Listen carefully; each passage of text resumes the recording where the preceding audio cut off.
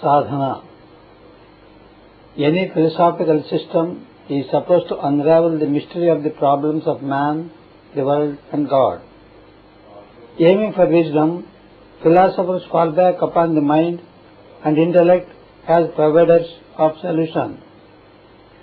But they ought to have realized by now that the human mind and intellect are inadequate tools for the task at hand.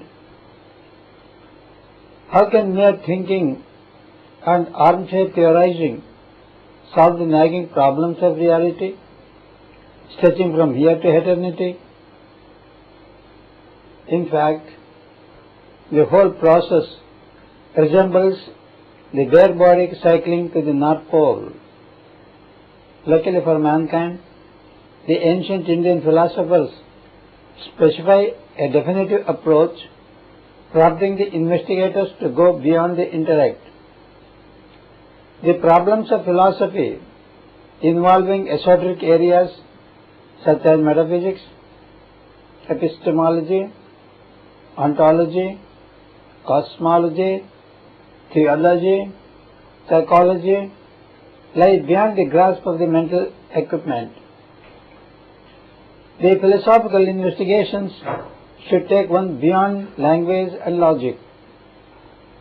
The truth, as yet uncomprehended, is infinitely more than what is known and talked about.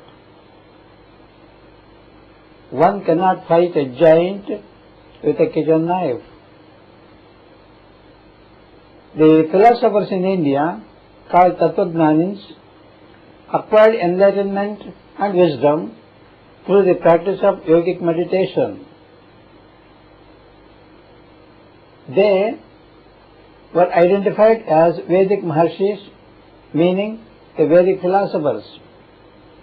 The Vedas, classified into 4 books, are the compendium of spiritual perception experienced directly by the practice of yoga. But in the yogic parlance, Veda is never treated as mere books. In fact, Yogi Achyuta terms Veda as self-actualization. Verily, Veda is realized through yoga only. Here yoga implies its practice, actual physical practice, and never verbal punditry. By sadhana we mean a method, a technique, a means of accomplishing some objective. It is the way leading one to self-actualization and beyond. When with Tatvijnana routinely means a philosopher, Tattvadarshana means the system of philosophy. Here, mere speculation and theorizing is replaced by direct experience of everything that is there to know. Truth and reality are actually pursued and experienced through the vigorous practice of yoga. There is yet another term to be understood in this context, that is Vidya. By Vidya, one should not mean education. It actually means self-actualization or self-realization. Thus, both Veda and Vidya mean just self-actualization. Vidya is affixed both to Veda and Yoga to signify self-actualization brought about by the sadhana of Veda or Yoga. Darshana means vision, that is seeing. What is implied by the term is that truth and reality are directly perceived and experienced. He who has envisioned it is a true philosopher. He is a darshaka. Such darshakas are called Maharishis. Yoga Vidya Sadhana is the appropriate and powerful means of reaching the supreme state of realization. Note, sadhana takes the Vamana, the puny individual, on terra firma and remakes him into Trivikrama, the purveyor of the cosmos. Man is the miniature Brahmanda. You dig deeper into physical reality, you end up in reaching cosmic reality. Sadhana surely takes one from here to eternity. Any philosophical investigation into the realm of truth and reality must start from the self. The key to realization surely lies within us, and the practice of yoga will actualize it. Human body is essentially a cellular structure with many organs and their intricate web of interactive functioning.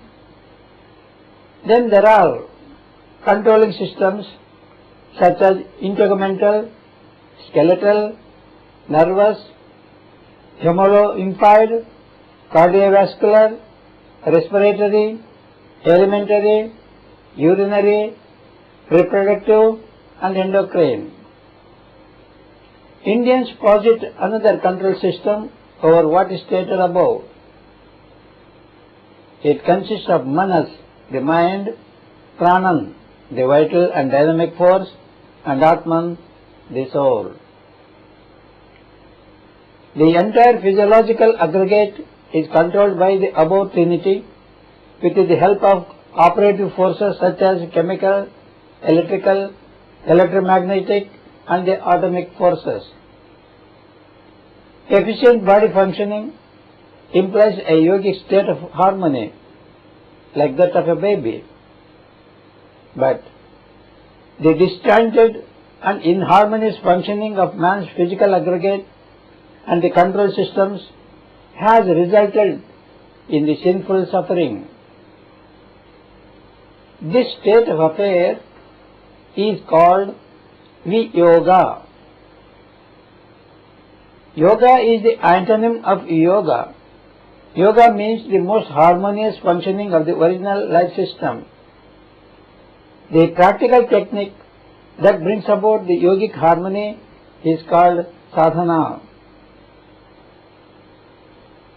Sadhana quickens the evolutionary process that leads man step by step towards reaching perfection.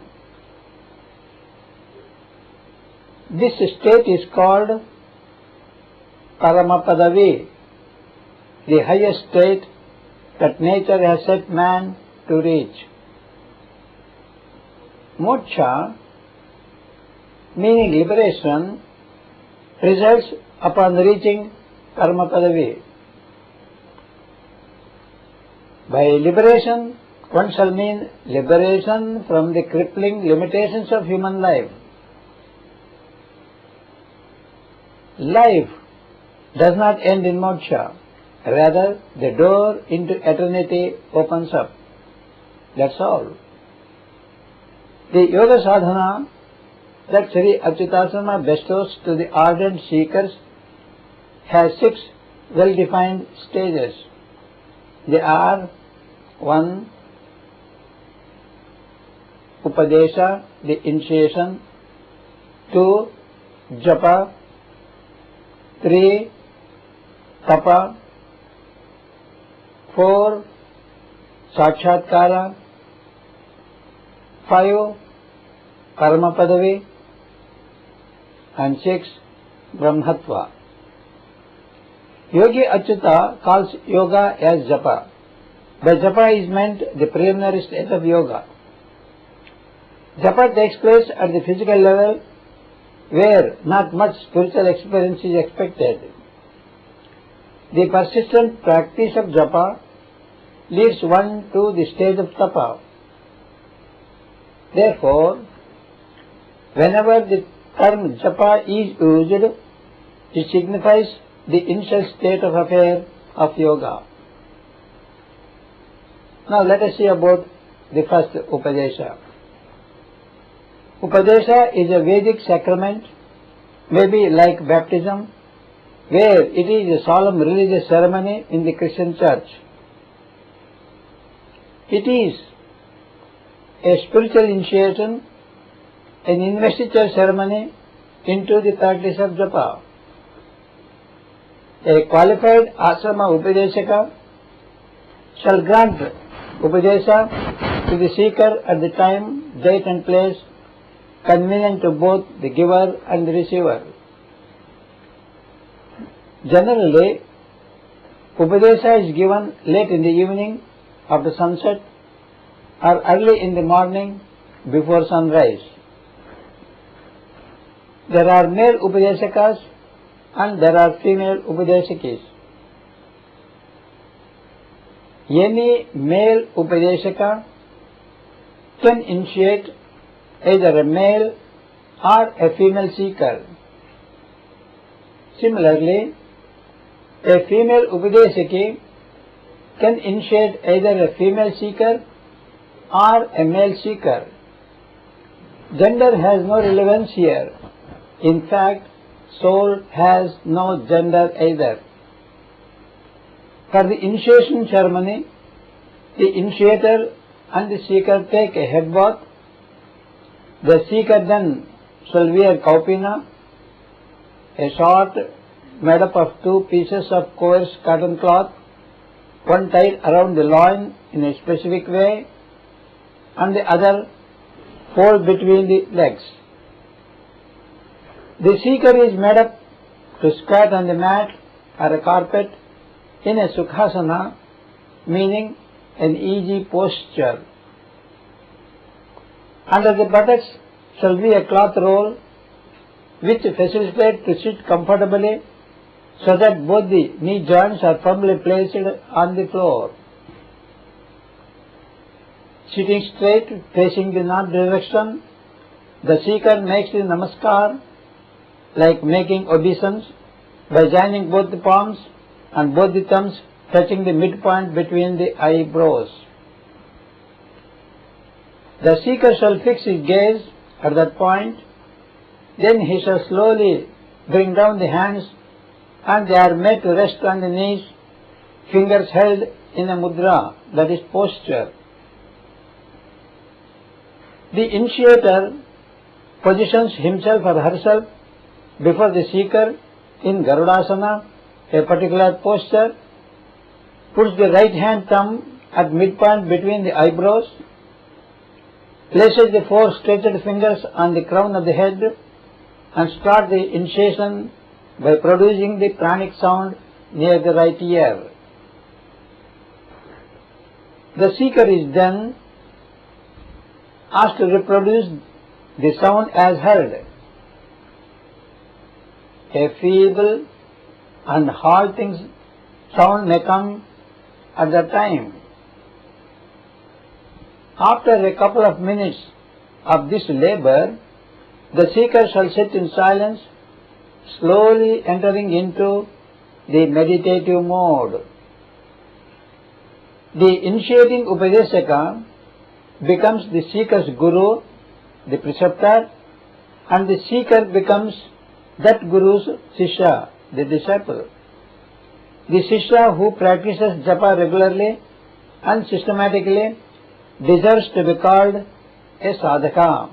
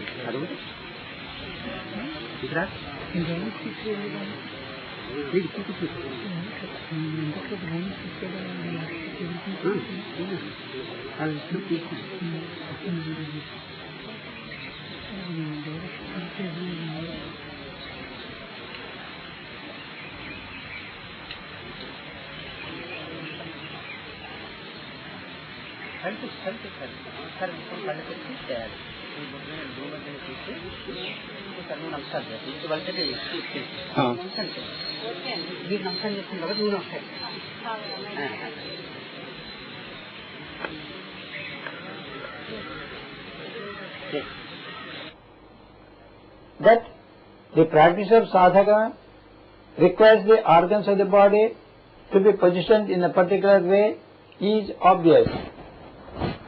To know why this condition is necessary and the results they, that is the organs, produce, the following explanation is deemed necessary. They are called the components of Japa. There are many, and the first is the role of the eye. In Japa, eyes are voluntarily fixed at the midpoint between the eyebrows. The eye movements are controlled by three pairs of muscles. One, the medial and lateral recti. Two, the superior and inferior recti. And three, the superior and inferior obliques. The medial and lateral recti contract reciprocally to move the eyes from side to side. The superior and inferior recti contract reciprocally to move the eyes upward and downwards. The nuclei of third, fourth and sixth cranial nerves and their innervations of the ocular muscles have interconnections through the medial, longitudinal, fascicular. Either through the fasciculus or by other associated pathways, each of the three set of muscles to each eye is reciprocally innervated so that one muscle of the pair relaxes while the other contracts. Cortical control of the oculomotor apparatus spreads signals from the occipital visual areas through occipitotactile and occipitocollicular tracts into the pretactile and the superior colliculus areas of the brainstem. In addition, a prefrontal tract passes from the frontal cortex into the pretactile area. In Japa, superior rectus, inferior oblique and medial rectus are the muscles which brings about the eye movement upwards and 45 degrees inwards from the vertical axis. The fixation also reflexly stimulates reticular activating system, which in turn activates the psyche of the practitioner and keeps him alert during Japa. Concentration in Japa is directly proportionate to the prolonged intensive fixation of gaze and the activation of pranam. Energy flowing outwards will gradually be turned inwards and upwards, thereby eliminating external disturbance causing stimuli. In the later and higher stages of Japa and Tapa, following events can take place through the fixed gaze. Fixed gaze means drishti. The opening of Upanayana, the third eye of yoga, drishti targets the pineal gland, the third and fourth ventricles, hypothalamus and the limbic systems. In fact, it plays a very significant role in the progress of Japa. The release within the body of enormous energy, both electromagnetic and atomic, where the gaze acts as detonator. The rising of the internal sun, which shines for the Atman, during the travel of Atman beyond the human confinement of the body, Pranan acts as the vehicle, Garuda, and the gaze acts as an accelerator. Then the second factor, asana. Inhibition of sensory and through it the motor and visceral organs from their distracting stimuli, as also the excitation of reticular substance, midbrain and frontal brain, so that Japa with a full wakefulness is carried on, is the aim of sadhana. Drishti, asana and mudra are the three vital components. Japa is called on in simple sukhasana, easy posture. It is most stable since the center of gravity is very near the earth. Sleeping posture may be perfect since it is absolutely stable, but it can induce sleep by the principle of circadian rhythm. Standing, swinging or dancing posture are the most unstable because the center of gravity will be shifting rapidly. Energy is wasted over the moving muscles and concentration becomes impossible and body tires easily.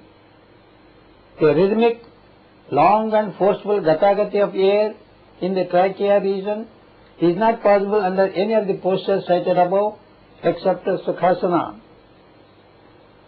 Concentration becomes possible only here because the posture can sustain sadhana for long hours. Body, in fact, collapses under the weight of prolonged standing. The first step in the posture consists in the flexing of the left leg at the knee joint and bringing heel to the perineal region. The right leg is put above the left leg and flexed at the knee joint, heel touching the lateral surface of the scrotal region. The skin over the heel of the foot is supplied by the medial calcaneal branches of the tibia. The tibial nerve is the continuation of sciatic nerve.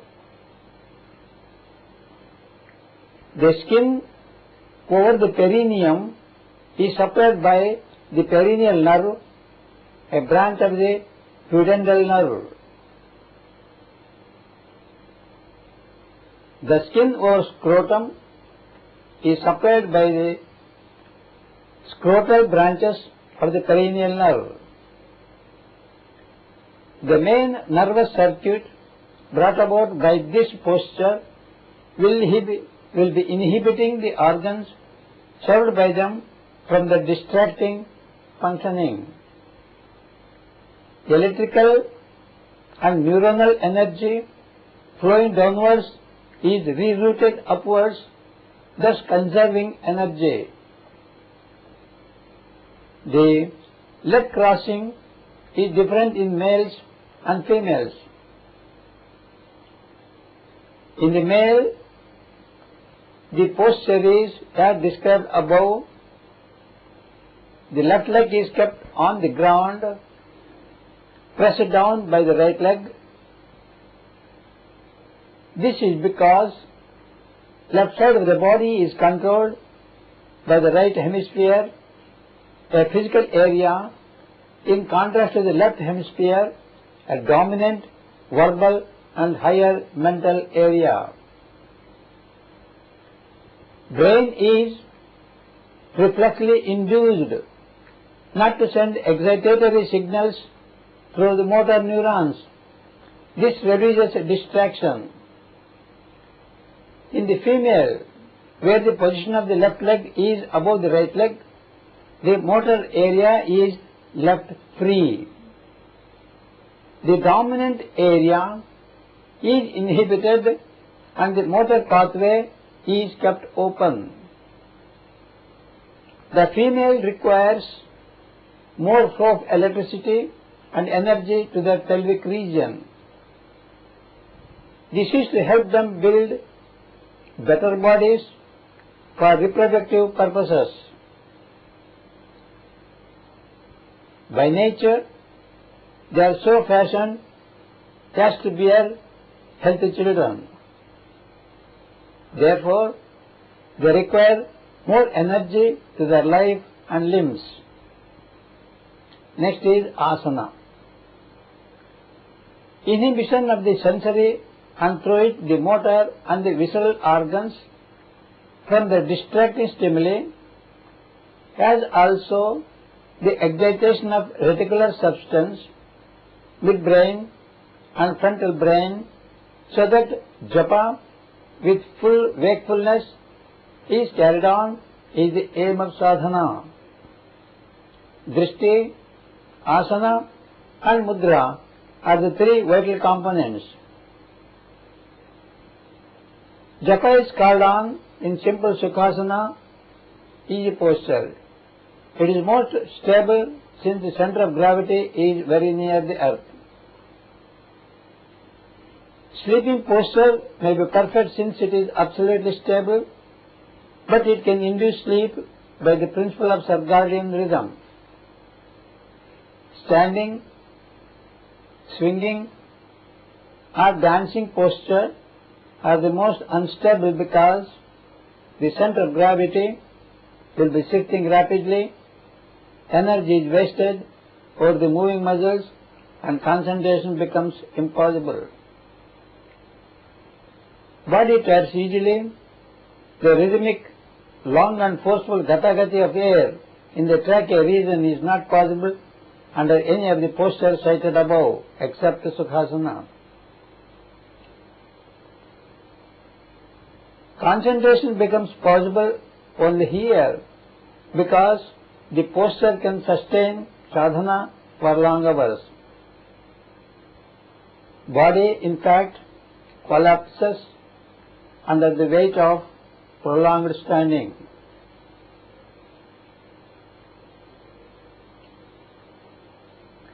The first step in this posture consists in the flexing of the left leg at the knee joint and bringing heel to the perineal region. Right leg is put above the left leg and flexed at the knee joint, heel touching the lateral surface of the scrotal region.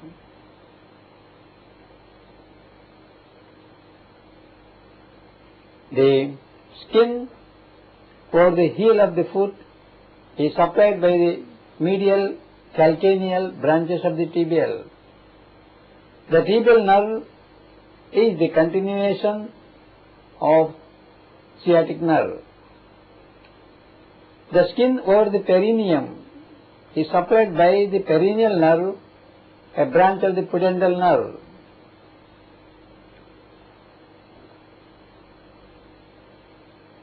The skin over scrotum is supplied by the scrotal branches of the perineal nerve.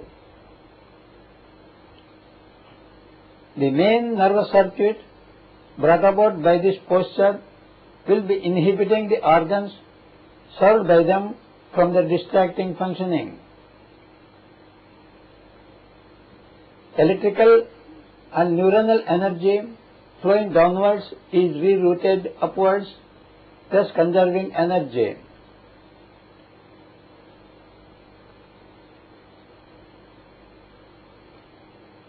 The leg crossing is different in males and females. In the male, the posture is as described above. The left leg is kept on the ground, pressed down by the right leg. This is because left side of the body is controlled by the right hemisphere, a physical area in contrast to the left hemisphere, a dominant verbal and higher mental area. Brain is reflexly induced not to send excitatory signals through motor neurons. This reduces distraction. In the female, where the position of the left leg is above the right leg, the motor area is left free. The dominant area is inhibited and the motor pathway is kept open. The female requires more flow of electricity and energy to the pelvic region. and this is to help them build better bodies for reproductive purposes. By nature, they are so fashioned as to bear healthy children. Therefore, they require more energy to their life and limbs. Mudra. The little finger is flexed on the interphalangeal joint and the thumb flexed at the metacarpophalangeal joint, both held together firmly, the thumb pressing over the other. This involves ulnar and median nerves respectively. The nervous circuits brought about by Sukhasana and Mudra will be utilized by Prana to exercise its effective control over the distracting functioning of the bodily organs. It mediates through the cerebral hemispheres electrical and other energy flowing in the descending tracts is rerouted through the ascending tract to their point of origin. Thus, the body will be conserving its resources at all levels. The hands are stretched straight and placed on the knee joints. The three little fingers are also stretched. This way, the flow of energy through ulnar and median nerves is rerouted through either of the two nerves. Then the middle fingers are kept free for one important event that might happen any time during the course of sadhana. In the practice of japa, and more particularly in tapa, enormous amount of energy is produced and released. The flow is regularized by the pranam. Sometimes, owing to the malfunctioning of the control system, excess electricity is suddenly released. Electricity, as you know, finds the path of least resistance. Since the sadhaka will be sitting on non-conducting mattress, it cannot reach the earth. Thus, the three stretched fingers will be acting as conducting rods for the electrical charge to escape in the atmosphere. This is not likely in the females, since the production of electrical energy is very less in them. In case of such an out, in normal eventuality, hair on the scalp act as conductor for release mechanism. The pressing of other fingers by the thumb does not form the circuit between ulnar and the median nerves. That is, when the three middle fingers are alternatively pressed by the thumb, only the median nerve is blocked, the ulnar being left free to operate. The circuit is completed only when the little finger is pressed by the thumb. In the female, the left wrist is held by the right grip and the left hand clutching the left ankle joint. Here, the current is never allowed to flow out, rather the flow is always rerouted upwards. This way, all types of energy is conserved. Next point, the north and south direction in japa. It is strict rule of yoga that one should not face south while practicing yoga. The question is why? Earth is a massive body which rotates on its own axis and has a magnetic field. Magnetism is explained in terms of magnetic dipoles. Dipole means two poles, that is north and south poles. The magnetic dipole moment is an intrinsic property of fundamental particles. Electrons, for example, have a moment parallel or anti-parallel to the direction of observation. The forces between magnetic dipoles are identical to those between electrical dipoles. Unlike electrical charges, magnetic poles are never to be found in isolation. Magnetism is intimately associated with electricity. Electrical currents generate magnetic fields circulating around themselves. The Earth's magnetic field is maintained by large currents in the liquid core, and small current loops behave like magnetic dipole with a moment given by the product of the loop current and area. The magnetic poles do not coincide with the axial poles. For example, North Pole is the point on Earth's surface through which passes the Earth's axis of rotation. It does not coincide with the Earth's North Magnetic Pole, which is over 1000 kilometers away or 20 degrees away from the Earth's axis of rotation. The magnetic poles, moreover, wander. South Pole, similarly, through which passes the Earth's axis of rotation, does not coincide with the Earth's South Magnetic Pole. Earth's direction of the fields reverses from time to time. The Earth is surrounded by radiation belts, probably the result of charged particles from the Sun being trapped by the Earth's magnetic field. Human body has a magnetic field similar to that of the Earth. The head is the North Pole, through which body's vertical axis passes.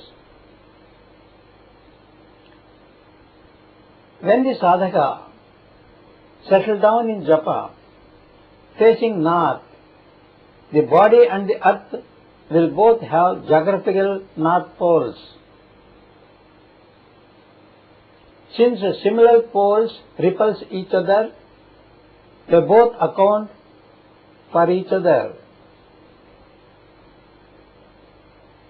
While sitting in Japa, facing north, the magnetic field and the Earth's magnetic field reinforce each other.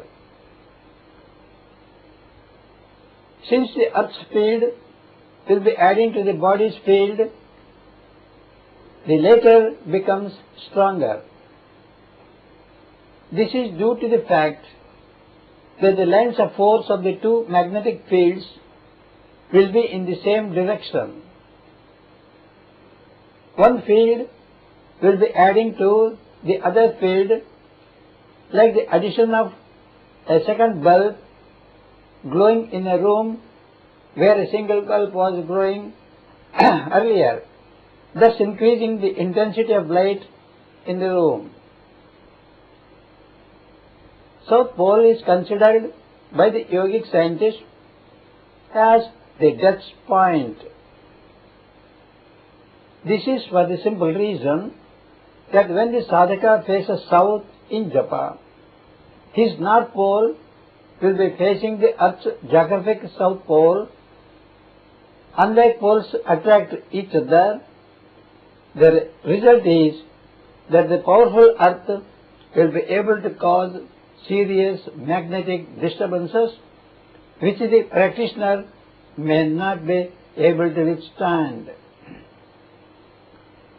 While sitting in Japa, facing south, the two magnetic fields will be opposing each other, that is, the direction of the lines of force of the two fields are in opposite direction, which means that the Earth's magnetic field will be exercising tremendous disturbance capable of destroying the field pattern in the sadhaka. The great tapasvins perhaps would have developed a very strong magnetic field, so much so that only they would be able to face even the south while immersed in deep meditation. Generally, temples in India face towards south or east, so that the worshippers, while doing so, will be facing north or west. Then the next point, Kaupina. The starts without a stitch. Here, Kaupina consists of two strips of cotton cloth, each about 25 by 125 cm for the well-built adult male, one worn around the loin with a peculiar knot called Brahma knot at the left side front, and other worn between the legs with the former strip. This is a simple and better suited shorts for the yogic practitioner, both male and female. The anterior abdominal wall is divided into 9 regions by 2 vertical and 2 horizontal planes. The vertical right and left lateral planes pass through the mid-inguinal points, that is a point on each inguinal ligament midway between the anterior superior iliac spine and the pubic symphysis. The spermatic cord descends in front of the pubis from this aperture to the scrotum in the male.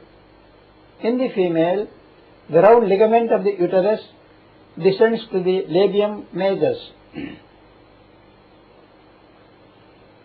It is the inguinal canal through which the testis descends from within the facial lining of the abdomen to the scrotum. The canal, therefore, contains the ductus deferens, the blood and the lymph vessels, and the nerves of the testes. Together, these constitute the spermatic cord. The knot is tied over the mid-inguinal point. The sensory impulses transferring from T12 and L2 are suppressed by mechanical compression around the waist by the strip of the cloth worn tightly around the waist. The constant mechanical pressure is put by the knot over the mid-inguinal joint, compressing the spermatic cord and the associated sympathetic nervous plexus. By compressing the spermatic cord, it is possible to sublimate sexual energy and its urge. It is interesting to note that the yogic scientists proposed a theory about the semen. According to them, the semen, which combines the seminal fluid secreted by seminal vesicles and the sperms produced by convoluted seminiferous tubuli in lobule in the testis, is formed by the utilization of large amount of bioenergy. By creating the need for the production of semen for frequent enjoyment of sex, man will be fast losing the limited bioenergy found in him. its non-production and conservation of the naturally produced semen would benefit the individual in the following way. The bioenergy spent in the production of semen is directly conserved, and the same will be turned into another energy called ojas. Ojas means vim, vigor and virility. During the course of constant japa, ojas is again turned into tejas, which means luster, brilliance and majesty. Loss of semen also means loss of pranam too, since each time semen gets discharged, a spark of pranam also gets discharged along with it.